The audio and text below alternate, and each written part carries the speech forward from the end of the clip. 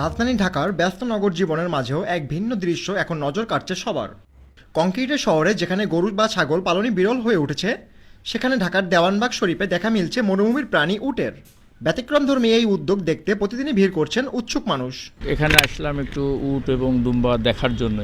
মরুভূমির জিনিস আসলে দেখে অনেক ভালো লাগলো। মরুভূমির যেটা যে বাংলাদেশে আছে কিংবা দেওয়ানবাগে আছে, এটা আমরা অনেকবার শুনেছি, কিন্তু আসলে দেখিনি। আজকে এসে দেখে অনেক ভালো লাগছে। রাজধানীর দেওয়ানবাগ শরীফ এলাকায় কয়েকটি উট পালন করা হচ্ছে অত্যন্ত যত্ন ও পরিচর্যার মাধ্যমে।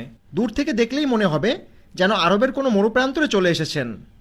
বড় আকৃতির এই প্রাণীগুলো শুধু এলাকাবাসীর কৌতূহলই বাড়াচ্ছে না, সামাজিক যোগাযোগ মাধ্যমে তৈরি করেছে ব্যাপক আলোচনা। উটগুলোকে নিয়মিত বিশেষ খাবার, পরিচ্ছন্ন পরিবেশ এবং চিকিৎসা সেবার মাধ্যমে সুস্থ রাখা হচ্ছে। খাবার আমরা সাধারণত এই যে গাভীর খাবারে আমরা খাওয়াই, গমের ভুসি, খ্যার, রাপ, খৈল যা আমরা গরুকে খাওয়াই, এই খাদ্যই এদের জন্য এখন মেচিং হয়ে গেছে। এটাতে আমাদের কোনো সমস্যা হয় না। অনেকেই পরিবার নিয়ে উট দেখতে আসছেন।